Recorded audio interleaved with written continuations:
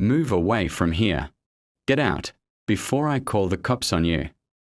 The receptionist's voice cracked like a whip across the marble, every syllable designed to wound, designed to erase him.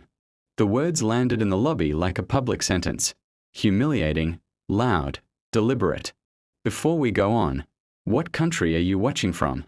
Drop it in the comments, hit subscribe, turn on to notification bell, right now, because what you're about to hear will burn through the kind of pride some people wear like armor. Now listen closely. This is the story of a man who built everything and was told, in the middle of his own house, to step aside like dirt. This is the story of a black CEO who walked into his own property, was shoved into the cold, and then, minutes later, changed the lives of everyone who dared to look down on him. He arrived in plain clothes, simple slacks, a casual shirt, sleeves rolled like someone who preferred work to show. No fanfare, no security entourage, because he wanted to see the truth for himself. The lobby glittered, crystal chandeliers, polished floors, staff who moved with practiced smiles. And then came the command, move away from here, before I call the cops on you. Heads turned. The sting of being publicly accused, without cause, settled into his chest. He did not shout back. He did not storm out. He took the humiliation like a measurement of how sick things had become. They think they've seen the last of him. They don't know this is only the beginning. He sat on an ornate bench, watching.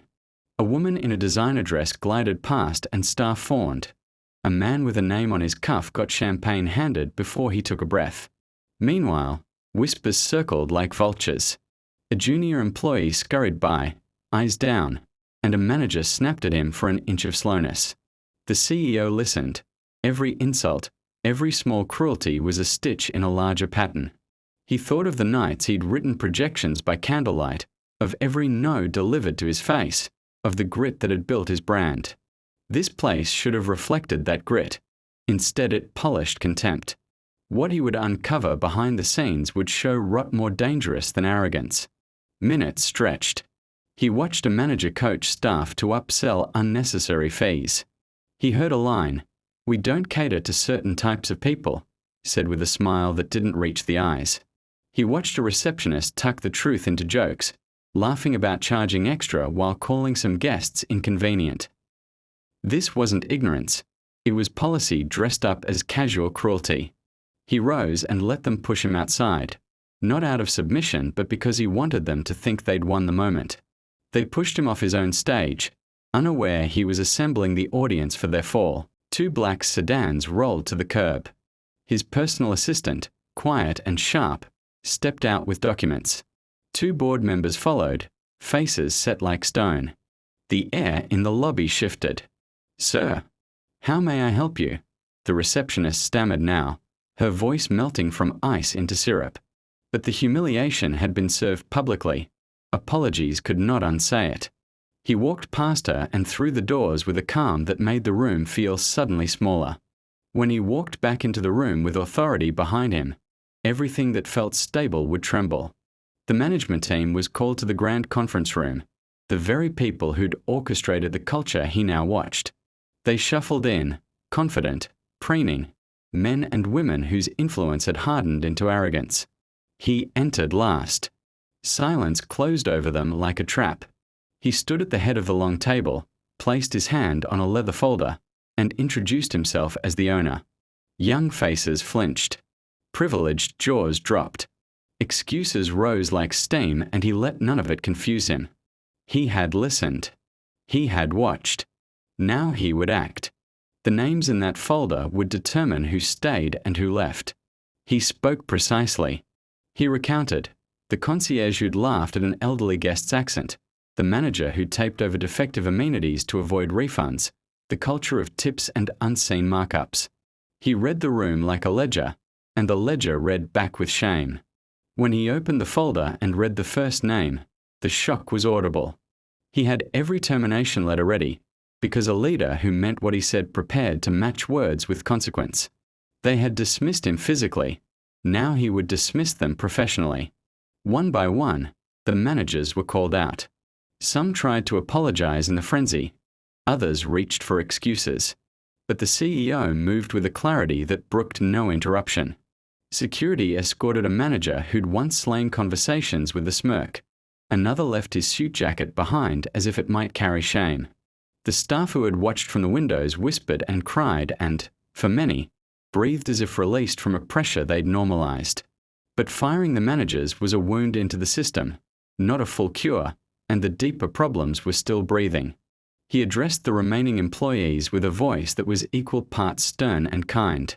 He spoke about dignity, how the company's brand was not chandeliered lobbies or curated smiles, but the care each person gave to every human who walked through the doors. He announced audits, full transparency on charges, anonymous reporting for staff, retraining, community outreach. Then he told them something that hit deeper. Trust is earned daily. You can't be a house of honor with rotten pillars. Change announced in a room sounds good. Change enforced across a sprawling business is a battle. The next days were a whirlwind. Reports were filed, ledgers pried open, and a task force assembled to rework policies. The CEO tasked an interim manager he trusted, someone who knew the company from the ground up, to help rebuild. But the revelations kept coming. Simple cross-checks revealed pay discrepancies, contracted vendors taking kickbacks, and a pattern of managers prioritizing profit over people. Each discovery was a small betrayal, and he felt each like blades against the promise he had made to himself when he started. Because for every rotten branch cut, 2 more sprouts of corruption tried to grow in the shade. Word leaked. The press smelled drama and circled. Some journalists painted him as vengeful, others as a principled reformer. Former clients, once oblivious to the details, began to question charges and services. Among it all, some employees feared the instability. Others celebrated quietly, relieved that someone at the top finally saw what they had long seen. In meetings with lawyers and auditors, the CEO remained steady, his mission not revenge but restoration. But rebuilding a poisoned culture would require casualties, and not all would walk away with dignity. Internal resistance bloomed. Some managers not yet fired organized whispers, tried to sabotage investigations, and insisted the CEO had overreached. There were internal emails and anonymous smears. He had expected friction. He had not expected the stealth of sabotage. But he also found allies. Junior staff who had long been ignored came forward with stories, documentation of underpayment, of extra fees slipped into bills, of times housekeeping had been asked to skip checks for VIPs. Each testimony was a brick he could use to rebuild an honest house. Exposing rot reveals more rot, and with that revelation, he had to choose between mercy and zero tolerance. He chose accountability. Not theatrics, real consequences. Contracts were voided when vendors were complicit. Refunds were issued to customers unfairly charged. Restitution was made to staff who had been cheated. He announced public transparency reports. That openness ruffled feathers, but it began to stitch trust back slowly. Yet corruption has tendrils. When bad actors see consequences, they react. Lawsuits came. Accusations came. But so did gratitude. Customers wrote emails. Colleagues from his first years sent messages remembering the struggle. Some longtime partners pledged support. The courtroom battles would tell him who truly stood for the mission, and who stood only for the money. In the courtroom and in boardrooms, character was tested. Some former managers fought back with legal teams and smear campaigns. He expected money to try to drown truth. He expected lawyers to make things messy. But he also had evidence, and people who had been ignored now rose to speak to the pattern of behavior. The public hearing surprised many. People rallied to demand fair treatment, revealing a wider context. This was not a one-store problem, but an industry problem. The CEO's actions helped shine light on. As the case unfolded publicly, allies multiplied, but so did the stakes. Days turned to weeks. He stayed close to the staff, visiting departments, attending early morning shifts, listening to the smallest complaints. He restructured incentives so that good behavior was rewarded and bad behavior penalized. He launched a training academy to raise standards, not to humiliate but to uplift. Slowly, culture began to change where it mattered, in daily interactions. The receptionist who'd yelled her humiliating demand had been retrained. her arrogance replaced with awareness, not by shame alone but through tangible coaching and accountability. Some transformations happen with time. Others require courage to admit failure, and both were needed now. Still, not all accepted change. Some clients left, fearful of the uncertainty. Some managers circled their wagons and left quietly, bitter. But those who stayed, people who had worked under the previous regime, found a new day. Anonymous tip lines produced more leads, which were pursued, corrected, and closed. The CEO understood rebuilding would be slow. He'd spent a lifetime making something out of nothing, and now he was patient in restoration. But every large win invites a new set of tests, from competitors, regulators, and those who profit from the old ways. Competitors tried to seize advantage in the disruption. Regulators took interest and launched audits. Some argued the company was weak. Others said the CEO's actions would improve the industry standard. He kept to the mission: people first, profit second. He invested in community programs, offered scholarships to local hospitality students, and committed to supplier transparency. The narrative shifted from a single humiliating moment to a larger platform: how one leader's refusal to tolerate humiliation could ripple into systemic change. Yet the biggest test was yet to come, and it would test his resolve like nothing before. One quiet midnight, a major supplier attempted to blackmail the company, demanding payment to keep quiet about supposed contractual breaches that would have tanked public trust. The CEO refused to play. Instead, he prepared to expose the extortion with evidence. It was a dangerous gamble. Exposing the supplier could mean legal risk and immediate damage to operations.